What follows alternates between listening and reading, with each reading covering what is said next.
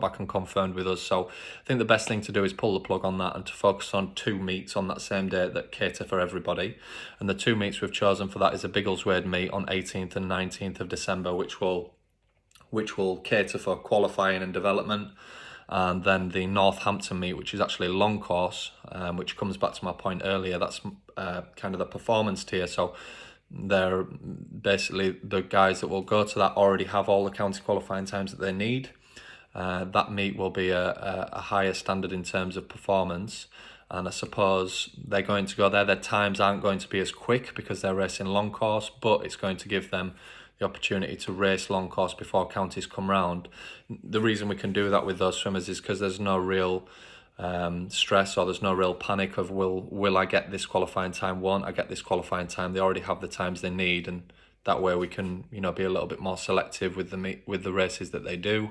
And if they turn up and they're slightly off their times because it's their first long course meet for a while, it doesn't matter too much.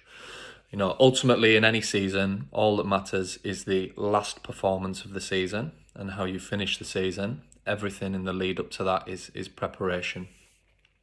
So the meets for each of those stages. So the development tier, so they're guys that are new to racing, that don't have a huge amount of racing experience, and they're looking to enter level 3 short course meets with no stress on qualifying time. So the meets will be the Leicester Penguins meet on the 20th, 21st of November, and the Biggleswade meet on the 18th and the 19th of December. The reason we've chosen those 2 meets is because we're confident that we can get everybody into those 2 meets. The next tier, the qualifying tier, so these are guys that, and just to come back, the guys in the development tier, that doesn't mean that you can't pick up county qualifying times. It just means that you don't have a huge amount of times at the moment to enter competitions. So the qualifying tier will be, again, the Leicester Penguins meet and the Biggleswade meet, but you'd also be able to enter the City of Leicester meet, which is on the 13th and 14th of November. So for that one, you would go Leicester meet 13th, 14th of December, Leicester meet 13th, 14th of November, Leicester Penguins meet the following weekend in the same pool, and then you'd have 4 or 5 weeks to go back to the drawing board and prepare for the last qualifying meet before counties. And then the performance tier, they would do the City of Leicester meet, so they wouldn't necessarily do the Leicester Penguins meet. I mean, if the Leicester Penguins meet works out better in terms of a date, then that's fine. I'm also okay if people say I want to do Leicester Penguins and I want to do Leicester meet because I'm not going to winter regionals, then that's absolutely fine. But the meets for the performance tier, you've got the City of Leicester meet, which is the 14th, 15th of November. We have winter regionals, which is the 6th and 7th of November.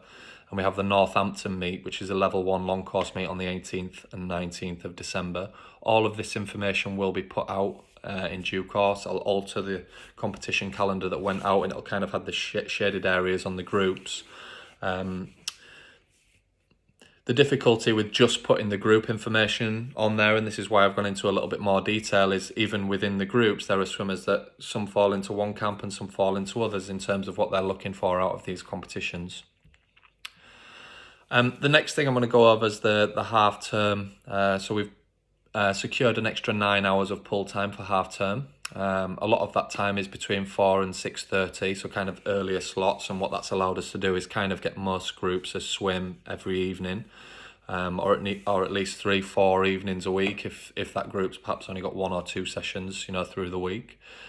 It's taken the stress off our weekend pool time, so we've taken out most of our weekend pool time and we've substituted it with pool time through the week. So I'll send that schedule out this week. I think a few people were worried, are we having change of time during half term or aren't we? So I suppose this is just to say we are having a half term kind of training camp. There will be additional training time, and then on top of that there will be team building events. So I'm currently working on organising some bowling for the young groups. We're looking at Zorb football for academy, and high performance. So that's where you're in the big bubbles and you're playing football and doing team games in those. We're also looking at perhaps some individual squad meals where we can go out, whether they're through the day or on the evening, but I'm just organising that with Paulina at the minute. And there will be a small cost incurred for that. Chances are it'll be a group booking, and then we'll say what the cost is. I wouldn't have thought it'd be any more than £20-25 for those additional hours and the team building on top. In terms of the timetable moving forward, it will continue as it has been this week. Again, we're waiting on confirmation on pull time from a few of our providers, some that have been really promising and mentioned that we can have additional pull time. One in particular, Bedford School, we're looking at pull time on a Thursday evening there. And that will just give us some more flexibility through the week. It'll allow me to kind of rejig the schedules.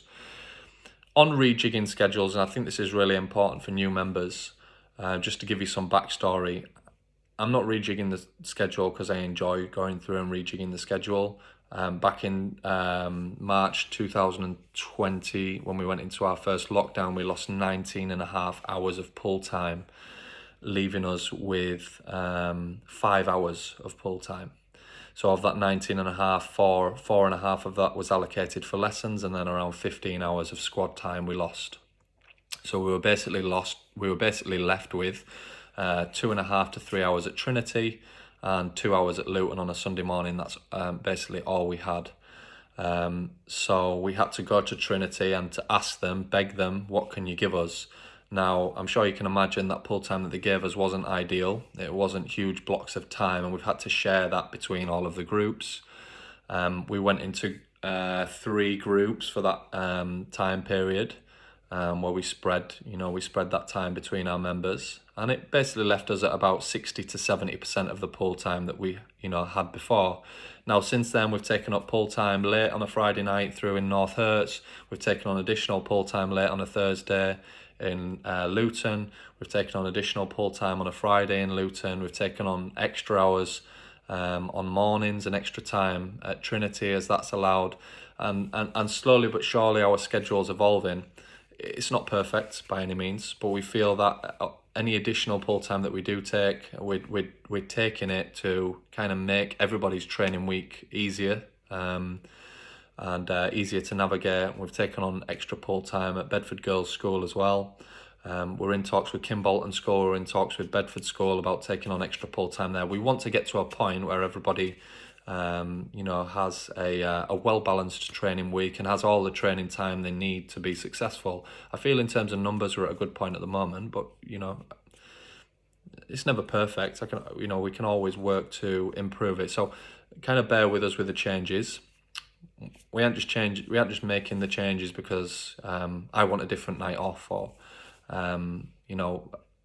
we want those changes in there to improve the schedule, perhaps to give us a better pool, or to give us more space, or maybe to give us some more long course time.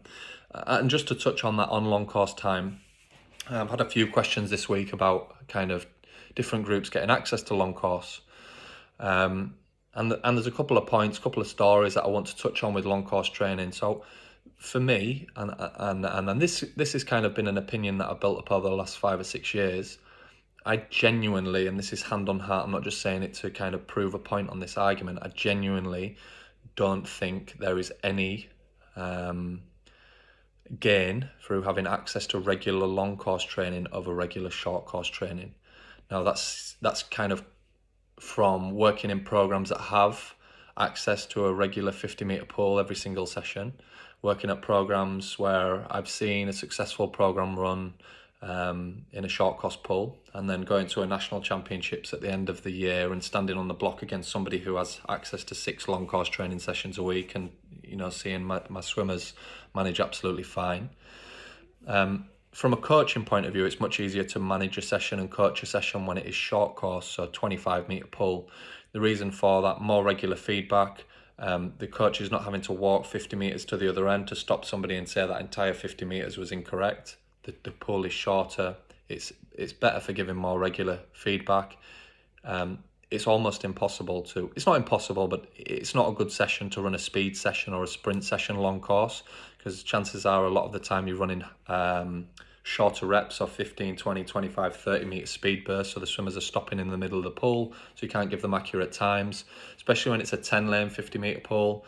I've worked at programs before where my slot in the pool is the middle 3 lanes, so when you're giving feedback to swimmers kind of in the middle of the pool, you're shouting over 2 other groups. So just the logistics of coaching long course are much harder than coaching short course. So when I first started at Markham Aquatic Club in Canada back in 2016, we had access to 10 50-meter sessions a week for my squad, for the senior group.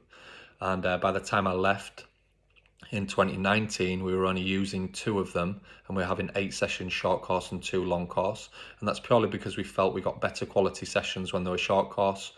The second point I want to touch on, my brother Gareth, in 2013, swam for a club that had access to all long course training sessions, left that club and joined City of Leicester to come and join me where I was coaching.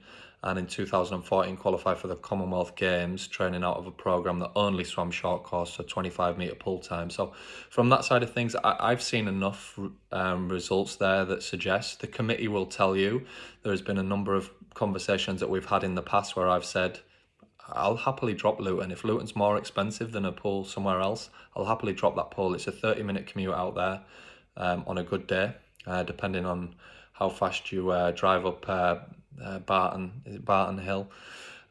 So yeah, for me, it's a long commute out there. I don't feel the gain is as much as people think. I would take short course training any day of the week. I feel I can coach better in a short course pool. I much prefer coaching in a short course pool. And I didn't feel while we didn't have access to long course training, I didn't feel like we were missing out in any way. I turn up to nationals, obviously not the last couple of years, but I turn up to nationals year after year and see programs that train exclusively out of a short course pool turn up into finals and wipe the floor with teams that have access to long course training every single day. So I just don't feel like members in the club that aren't accessing Luton long course training at the moment are missing out.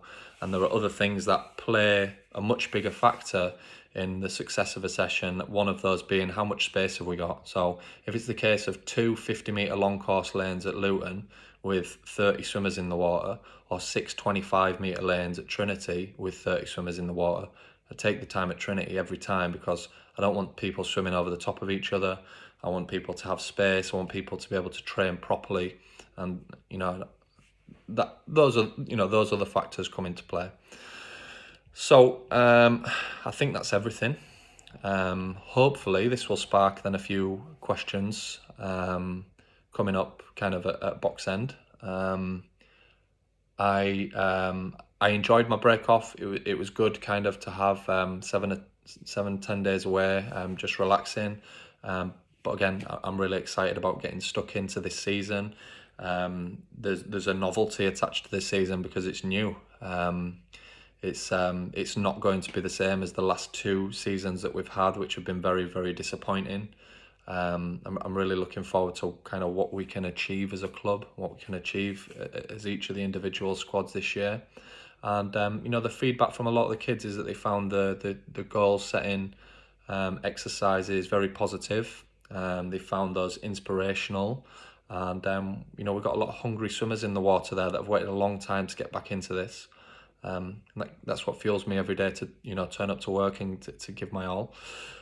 So I'm sure I'll see lots of you through the week.